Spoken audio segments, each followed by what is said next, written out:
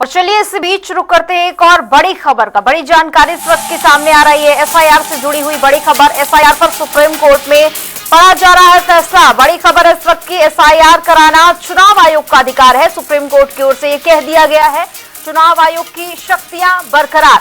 पूरे फैसले का बता दें आपको, ये पूरा मामला लगातार देखा जा रहा था, तमाम जो बातें सामने आ रही थी। इस बीच एफआईआर पर सुप्रीम कोर्ट में फैसला पढ़ा जा रहा है। एफआईआर कराना चुनाव आयोग का अधिकार है, सुप्रीम कोर्ट की ओर से ये कहा गया है। चुनाव आयोग की शक्तियां बरकरार हैं, सुप्रीम कोर्ट ने कहा। पूरे फैसले को अवैध करार नहीं दे सकते हैं। देखिए अहम टिप्पणी है ये, एफआईआर पर सुप्रीम कोर्ट की ओर से अब फैसला पढ़ा जा रहा है और ये कहा गया कि एफआईआर चुनाव आयोग का अधिकार है। और ज्यादा जानकारी के लिए हमारे साथ लगातार स्पर्श शर्मा जुड़े हुए हैं। स्पर्श, देखिए चुनाव आयोग कह रहा है, चुनाव आयोग को लेकर सुप्रीम कोर्ट की ओर से कहा गया कि एफआईआर कराना चुनाव आयोग का अधिकार है, और क्या कुछ जानकारी, किस तरह की अपडेट? देखिए, अगर हम आज बात करें एसआईआर कराने को लेकर सुप्रीम कोर्ट में फैसला आना था। फिलहाल सुप्रीम कोर्ट में लगातार जो फैसला है वो पढ़ा जा रहा है और इसमें जो सबसे बड़ा बात निकलकर सामने आई है वो ये सुप्रीम कोर्ट की तरफ से कह दिया गया है कि चुनाव आयोग द्वारा जो एसआईआर की प्रक्रिया जो है की जाती है उसको पूरी तरीके से असंवैधानिक जो है नहीं करार दिया जा सकता। ये जो है जो सुप्रीम कोर्ट है उसकी तरफ से फिलहाल जो है सीधे तौर पर कहा गया है, यानी देश में जो एसआईआर की प्रक्रिया है वो जो है जारी रहेगी। इसको सीधे समझो में समझने की जो है कोशिश करें, पूरी प्रक्रिया को अवैधानिक नहीं कह सकते हैं, ये कहा गया था। क्योंकि इससे पहले अगर हम बात करें देश के अलग अलग राज्यों में जो चुनाव हुए थे, चाहे वो बिहार के संदर्भ में बात करें या फिर जो है पश्चिम बंगाल के संदर्भ में बात करें, इन चुनाव को लेकर खासतौर पर जो सवालिया निशान है वो सीधे तौर पर उठते हुए जो है नजर आए थे।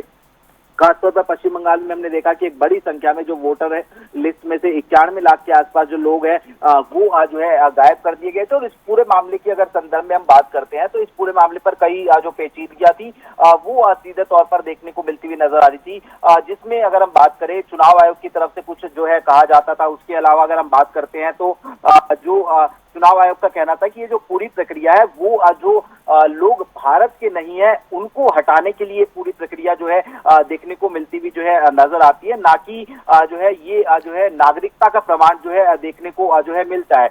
इसके साथ साथ अगर हम बात करते हैं तो चुनाव जो कि चुनाव आयोग को जिस तरीके से शक्तियां मिली हुई थी, संविधान के अनुच्छेद 326 की बात की जाए या फिर लोक प्रतिनिधि अधिनियम 1950 और उसके तहत बनाए गए नियमों के तहत जो है वर्तमान रूप से एसआईआर कराने को लेकर जो शक्तियां हैं वो चुनाव आयोग को जो है प्राप्त कराई गई थी। तो ऐसे में अगर हम बात करते हैं तो अब फिलहाल जो है इस पूरे मामले पर जो है सुप्रीम कोर्ट ने कहा है कि पूरी प्रक्रिया को असंवैधानिक जो है करार नहीं दिया जा सकता है। ये बड़ी बात जो है निकलकर जो है सामने आ रही है। इससे पहले अगर हम बात करें 2025 में इस पूरे मामले पर अलग अलग तरीके से यानी अलग अलग जो गुट है उनकी तरफ से जो याचिका है वो जो है दायर की गई थी। सुप्रीम कोर्ट ने जो है पूरी तरीके से ये जो है इस पूरे मामले पर एक जो है लंबी जो है सुनवाई की थी और उस सुनवाई के दौरान हमने ये भी देखा था कि जो 12वें दस्तावेज के तौर पर जो आधार है उसको भी जो है अनिवार्य करने की बात जो है सुप्रीम कोर्ट की तरफ से जो है कही गई थी। लेकिन अब जो है सुप्रीम कोर्ट का फैसला जो है सामने आ गया है और सुप्रीम कोर्ट ने सीधे शब्दों में कहा है कि एसआईआर की प्रक्रिया जो है उसको असंवैधानिक जो है करार नहीं दिया जा सकता है। बिल्कुल स्पष्ट ये कह दिया गया कि एसआईआर कराना चुनाव आयोग का अधिकार है, लेकिन दर्शकों को समझाने के लिए एक बार आप ये पूरा समझाइए कि किस तरह से कौन कौन सी आपत्तियां दाखिल की गई थी। उसके बाद सुप्रीम कोर्ट की ओर से अब ये कहा जा रहा है कि एसआईआर कराना चुनाव आयोग का अधिकार है और इसी के साथ ही समय समय पर चुनाव आयोग इस तरह से करता रहा एसआईआर जब जरूरत पड़ी है।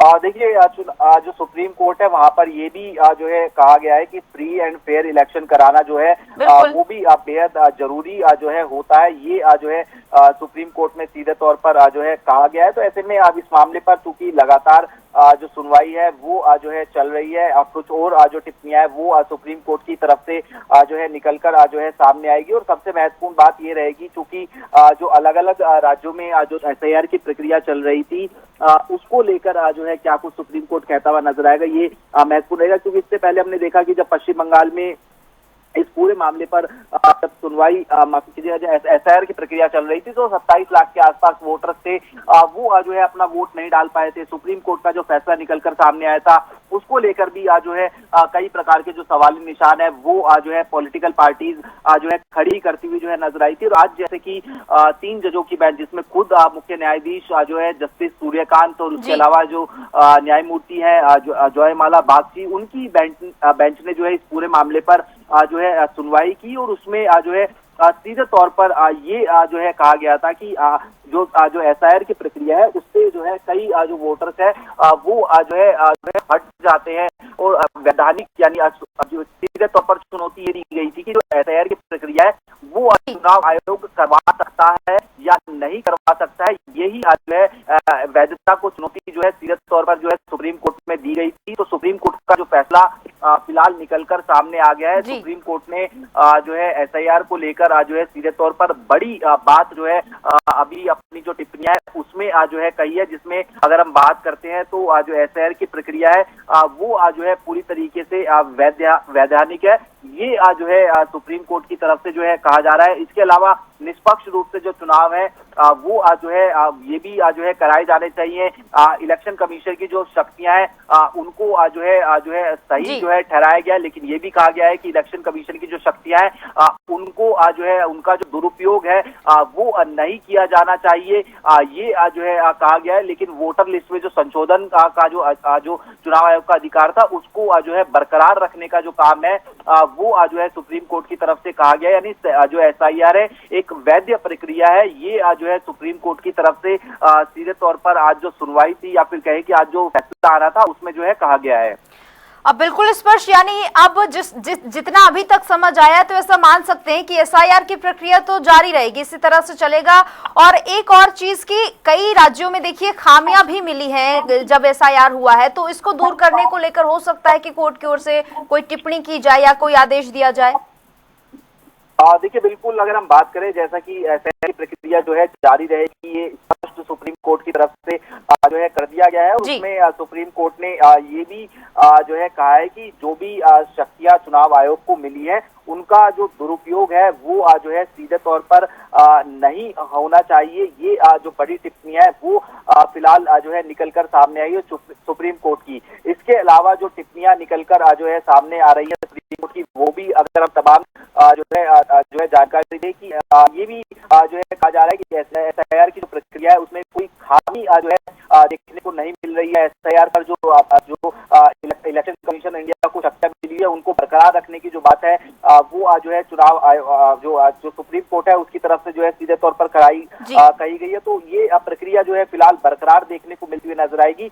ये जो है कहा गया है एसआईआर के दौरान नियम के विरुद्ध जो है नाम नहीं काटे गए हैं, ये भी जो है सीधे तौर पर जो सुप्रीम कोर्ट है उसकी तरफ से कहा गया है। फ्री एंड फेयर इलेक्शन कराना चाहिए, होने चाहिए, ये भी जो है सीधे तौर पर सुप्रीम कोर्ट की तरफ से जो है कहा गया है कि फ्री एंड फेयर जो इलेक्शन है वो बेहद जरूरी होते हैं। संविधान और नियमों के मुताबिक जो एसआईआर है वो जो है होना चाहिए। नियमों के बाहर जाकर एसआईआर की जो प्रक्रिया है वो जो है नहीं होनी चाहिए, ये जो है कहा गया है। और एसआईआर प्रक्रिया को अवैध नहीं ठहराया जा सकता है, ये भी सुप्रीम कोर्ट की तरफ से कहा गया है। यानी सीधा मतलब है कि जो एसआईआर की प्रक्रिया है वो पूरे देश में जो है जारी रहेगी। एसआईआर को लेकर जो चुनाव आयोग को जो है शक्तियां मिली हुई थी उसको बरकरार रखने का जो काम है वो फिलहाल जो है सीधे तौर पर चुनाव आयोग की तरफ से जो है किया गया है।